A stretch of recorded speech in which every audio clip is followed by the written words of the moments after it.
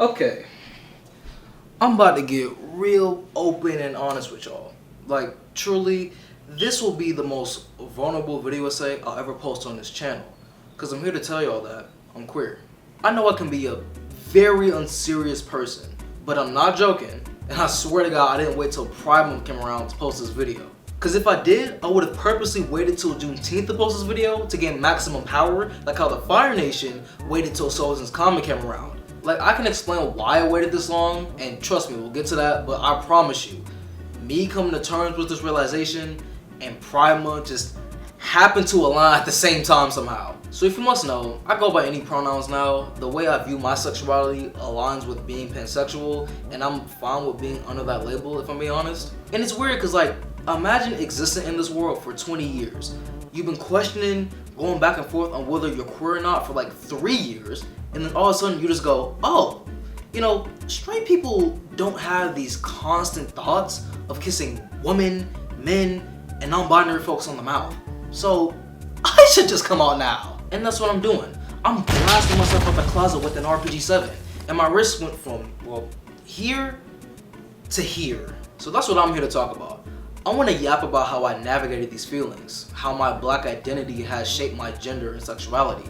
It maybe helped the folks who were in the same position as me realize that they're not fighting demons because they stayed up past 9 p.m., but rather, they're most likely fighting bisexuality.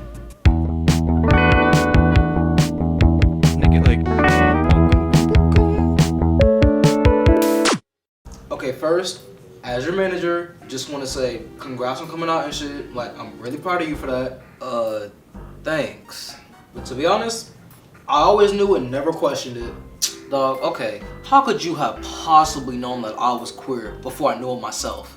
Well, you're obsessed with the Owl House. You told me you love the relationship that Sam and Max had in the Telltale games.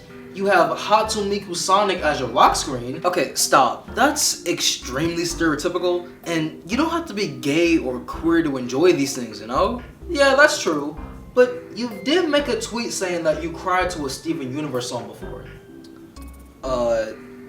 No comment. Whatever, just cut to the actual video because this scene is getting too long. Oh, right. Sorry, y'all. Republicans and right-wingers are wrong about a lot of things, but they aren't wrong about the woke left mob. You see, what happened was, they kidnapped me, forced me to watch She-Ra, Banana Fish, Yuri on Ice, and then they dropped me off in Atlanta, and I ended up like this! So now, I'm one of y'all. And yes, I mean y'all, cause trust me, I've seen the people in my Discord, and the folks that come up to me and tell me that they watch my videos. I know what you are. And it's very interesting, because now the haters that lurk in my comments can legitimately call me a gay communist and the F-slur, and I have no choice but to say, well, yes. But anyways, I know what you're asking. Think piece, how'd you turn from ally to associate, bestie to beneficiary, comrade to collaborator? Well, let's start from the beginning. That beginning. When I was a child, I grew up with the knowledge that gender and sexuality were completely binary. So I knew that I was a boy, I knew that I liked girls, and that was it. But trust me, I wasn't one of them, there's only 2 genders ass niggas. No, it was 2009, and I just wanted to watch Sesame Street, the Sam Raimi Spider-Man trilogy, and VeggieTales. And best believe, bro, I still got that same DVD box set that I got from Blockbuster on July 22nd, 2009. You can see the Blockbuster label right here. If you can't see it, I'm gonna put a picture on the screen. Stop playing with me. This Spider-Man shit gets real serious. Be ready to die behind it. Nah, but for real, I also didn't know any queer folks in my life or in my family, probably because they didn't care enough to tell me, and I was completely unfamiliar as to what the LGBTQ community and queerness was at the time. Unfortunately, this lack of knowledge made me ignorant on LGBTQ people and the systemic oppression that surrounded them. So like, if you've ever talked to a family member that asked the stupidest questions about your queer identity, but it came from a lack of knowledge and not just straight up homophobia, then yeah, that was me at one point. I just quite literally didn't know shit, cause I grew up as a black kid in the church in Georgia. So trust and believe, I wasn't getting taught about any of these things at all. But it wasn't until I got to high school where I realized that I knew nothing about this community and this group of people, and my thoughts about them were coming from a place of misunderstanding, so I took the time to understand them better. And that's when I really dived deep and listened to queer people and their experiences, because I was viewing the world through my cishet black lens, and they saw the world differently than I did. This also made me realize that the black community really needs to examine how they treat black queer people, and instead of continuing to marginalize them, we must accept them with open arms, because nobody else got us but us. And truly, I felt as if a lot of my ignorant thoughts and lack of knowledge on the LGBTQ+ community could have been resolved way earlier in my life if someone had just sat me down and gave me that knowledge. But again, black kid that grew up in the church, enjoyed. So that was not happening, and it's unfortunate because some of the best people in my life, the people who've uplifted me, the people who've supported me to get me to where I am now, have been queer people, and more specifically, black queer people. And it's also extremely hypocritical because how can we teach the black youth about everything under the sun when it comes to the white supremacist society that we live in and how racism and anti-blackness function, but then we leave out discussions on queerness and the LGBTQ+ community because it's divisive? Shit is so funny to me because, like, our existence is quite literally divisive. And while things have somewhat improved, there's still a lot of work that needs to be done to get rid of homophobia, transphobia, colorism, etc. in the black community. And if you need a clear example, just look at how Diddy is currently being put on public trial for being gay and not for being a fucking abuser. Anyways, it was learning all of these things that made me realize that I had to examine a lot of things about myself and how I functioned through this world when it came to my blackness, my gender, and my sexuality. Because I was so shocked and surprised to learn that I didn't have my entire life figured out in the 8th grade and that I was going to change a lot throughout the years. What helped me work through this was something I didn't know I was doing at the time, but would learn later to be disrespectability politics. I've talked about this in videos before, and as a refresher, from ratchet politics moving beyond black women's bodies to indict institutions and structures, disrespectability politics acknowledges the tensions of living life in a racist, sexist, and patriarchal society, but falls short of radically overhauling these oppressions. Instead, disrespectability politics allows for black women to operate within the extremes of the queen, subject, / whole object framework that portray women in binaries and stereotypes. Now, I use this framework from high school to now because I came to realize that my mentality and how I was moving was festered in respectability politics. And for me, respectability politics in a black context taught me a bunch of anti-black sentiments, and it pushed me into thinking that I had to move through the world in this specific way to get by and exist. However, I was wrong.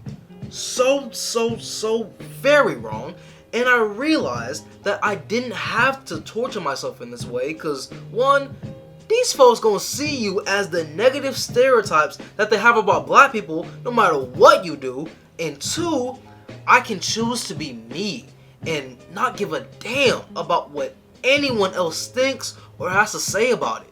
And that choosing to be me part was something that was always on the forefront of my mind because I felt like I was losing that and who I used to be. And that came with a lot of internal questions and thoughts that I had to work through, especially when it came to my gender and sexuality. At a certain point, I understood that it was healthy and perfectly reasonable to question these things and to be yourself no matter what, especially in this society and in the times that we live in. And ever since I was 17, this I don't give a fuck attitude started to seep its way into, well, who I was into. So in my mind, there was this constant back and forth of like, okay, I would see an attractive woman and I would go, yeah, she's fine.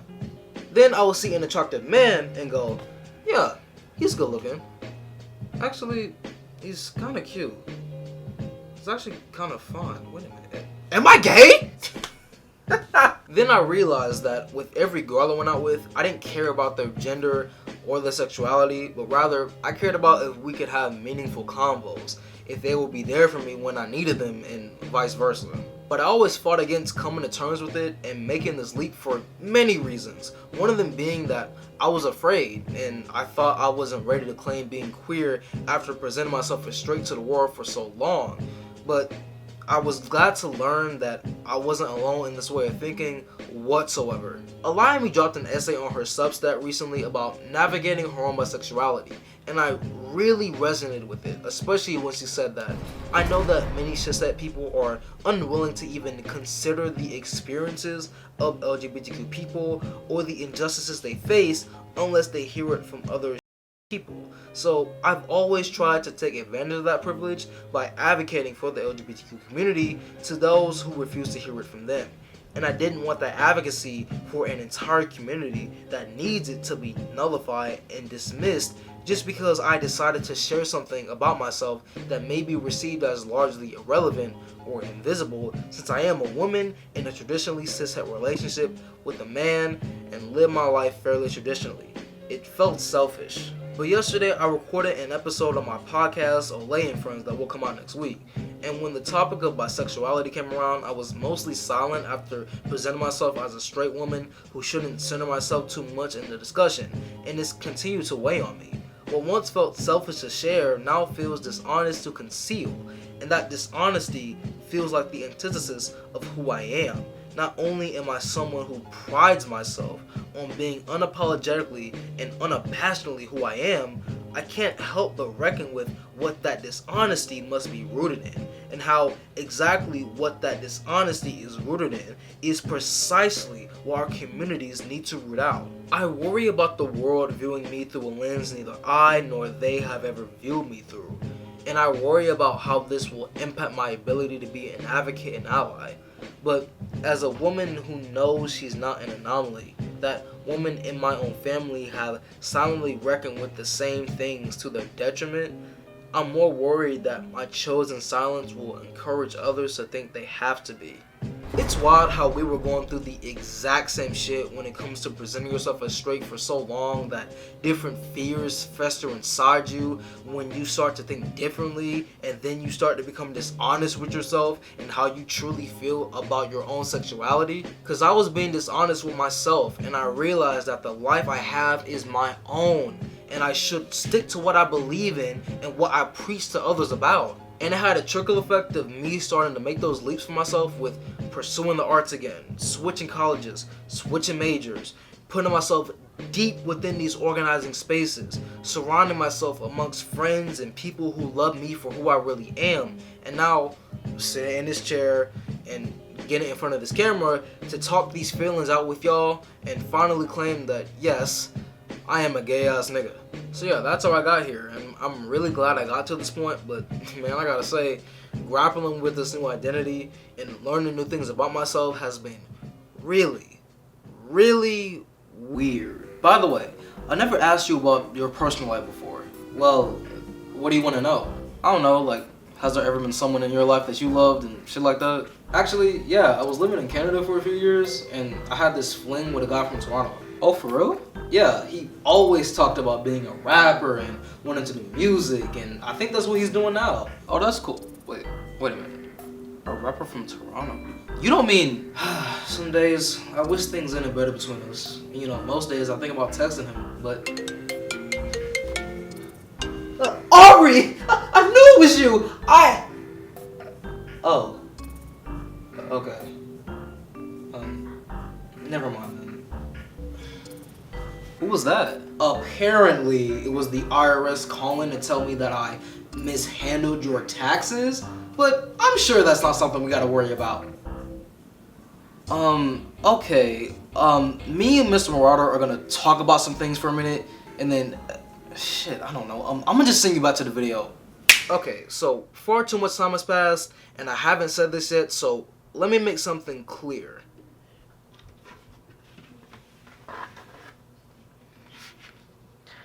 I am not on that Tyler the Creator shit. I am not on that Steve Lacy shit. My partner is black. I like my woman black. I like my men black. I like my non-binary people black. Sorry if you're non-black and you thought you had a chance, but my love interests have and will always be black, black, black. I know how folks like to assume shit, so I just had to scream that on wax before we continue on, cause I'll be damned if y'all hit me with white woman and white man allegations now. Like, oh fuck no, I'm not doing that shit, no. Cause folks are weird. The world we live in is weird. Free the Congo, free Sudan, free Palestine. And I'm starting to recognize that gender and sexuality is weird too. Not weird in the negative sense, mind you, just a little odd and a little strange, if that makes sense. Cause like, okay, when I finally came to terms with this, it's kind of like my viewpoint of the world changed a little bit, but I didn't change and I'm still me. I'm starting to see a lot of things differently now that I didn't pick up on before, and this reminds me of when I first picked up on what hypermasculinity was and how it shaped my view of gender and sexuality in high school. And there are many, way too fucking many examples that I can choose from by way of existing as a black man for 20 years, but this one has always stuck out to me. So it was 2019, I'm 15 years old at the time, and I was still playing baseball in high school. I was friends with this girl that damn near everyone in my grade wanted to be with, and while we were in the batting cages, some of the guys asked me if I was dating her or planned to make a move on her.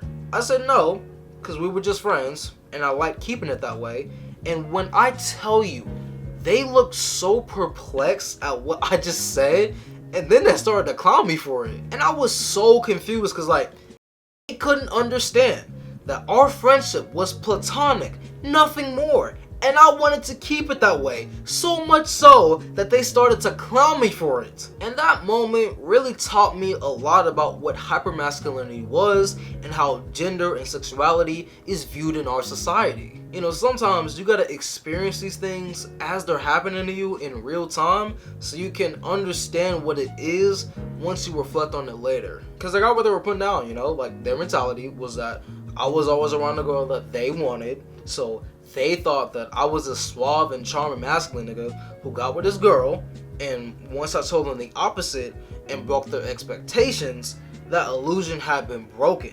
And now in their minds, I'm this unmanly nigga who doesn't try to bag every girl he meets, and is probably hey, their words, not mine. What you thought niggas be progressive when they be clowning?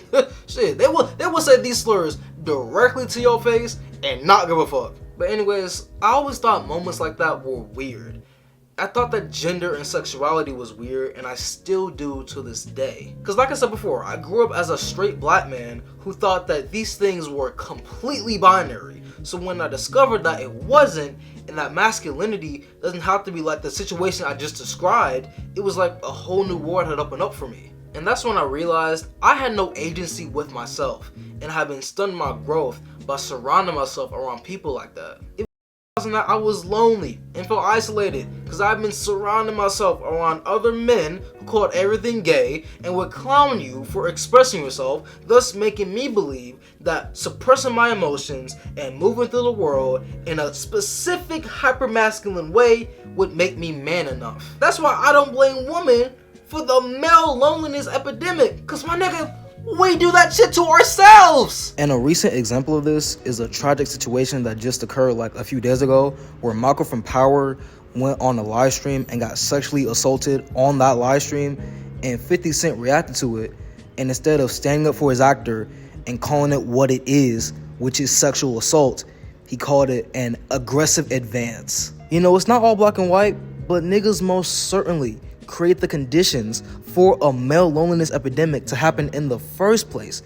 And until we confront that, until we as a society confront that head on, then shit like that will keep on happening. It'll keep continuing, and y'all will continue to put blame on the wrong shit. Niggas always talk about how women have no accountability. Like, well damn, have some accountability for yourself and stop blaming other people for a problem that you and the niggas you hang out with keep perpetuating.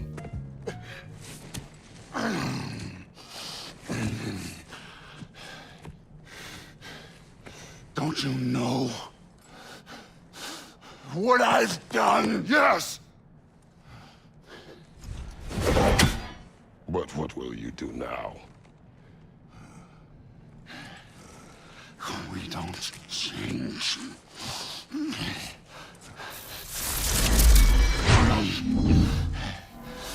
Destroy us. No more. No more. For the sake of our children, we must be better.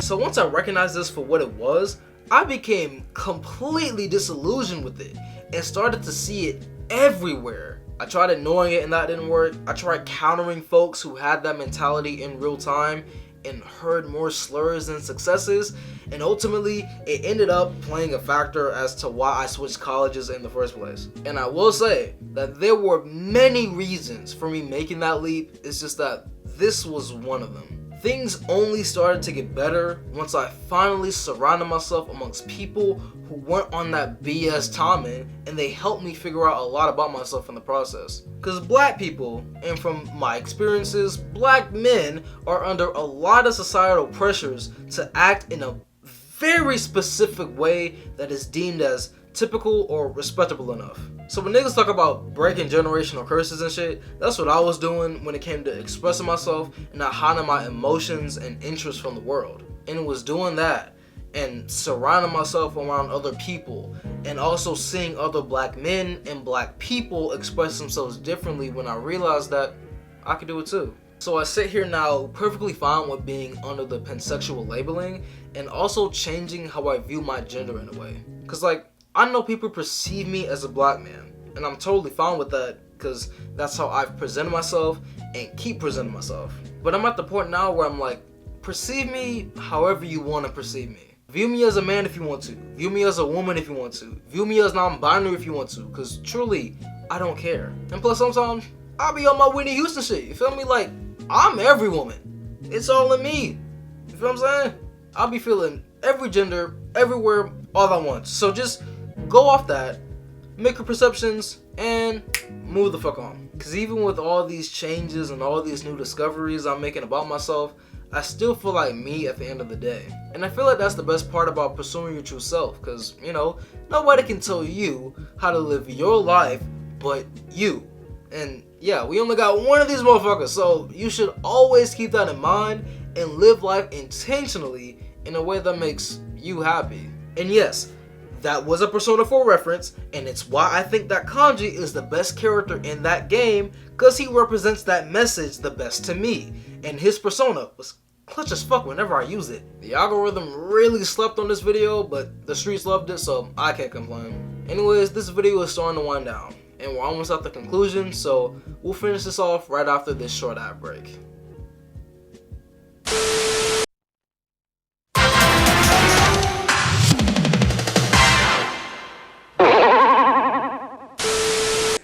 Now go ahead and send me money, yeah!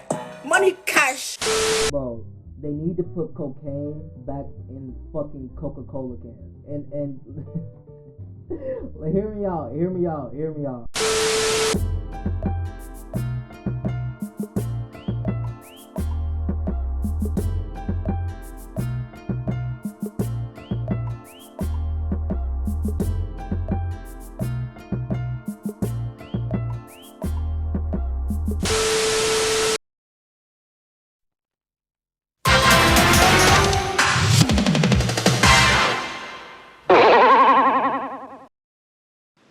Everything is in context. My mother she would give us a hard time sometimes, and she would say to us, I don't know what's wrong with you young people. You think you just fell out of a coconut tree?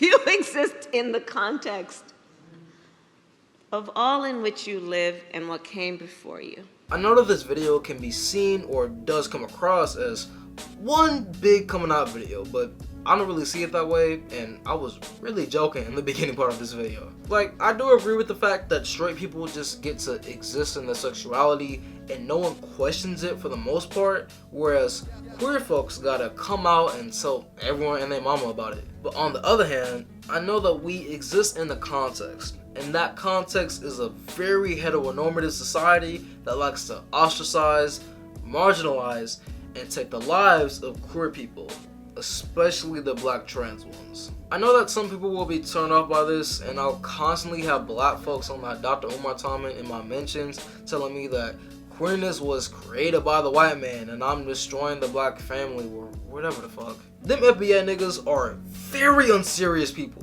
but hey, we do deserve our reparations as African Americans, and that's probably like the one and only thing we can agree on. But like I was saying, in the context of the world that we live in, I don't think that I just fell out of a coconut tree.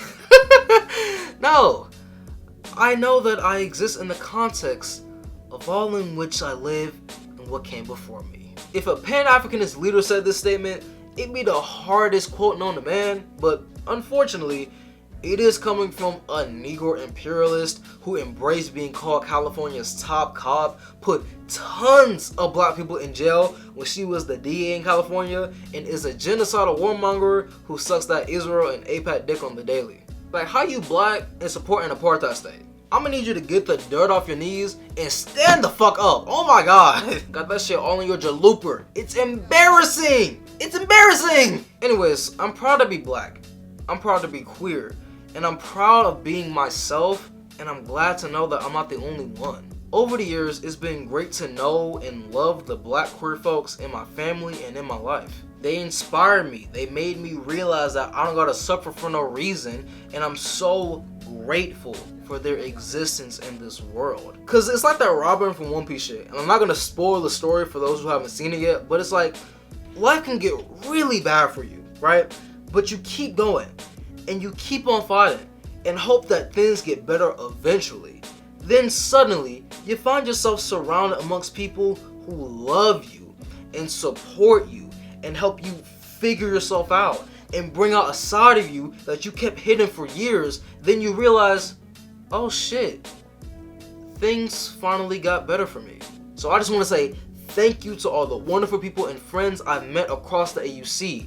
My friends in SICK, my partner JP, my friends and people I met and went to MomoCon with, and the community that I've fostered here on this channel since I was 17, and the people who have uplifted me since then. Like, truly, you have changed my life for the better, and like I said before, I am forever grateful for y'all's existence and this unserious reality that we live in. And I'm glad y'all tapped in and tuned in to me putting all these thoughts on the paper, because like, it really helped me navigate how I feel now, and hopefully it can help you or anyone else going through the same shit. So yeah, man, happy Pride Month. Don't use Men's Mental Health Month to counteract it on some all lives matter shit. Stop perpetuating the hypermasculine behavior that causes this month to exist in the first place, and have a good day. I just want to say thank you for watching this video and supporting the channel and supporting my Patreon. And actually, let's give a big shout out to the people in high school and when I was at Voorhees who called me the F slur repeatedly. Like, y'all's gaydar was fucking futuristic.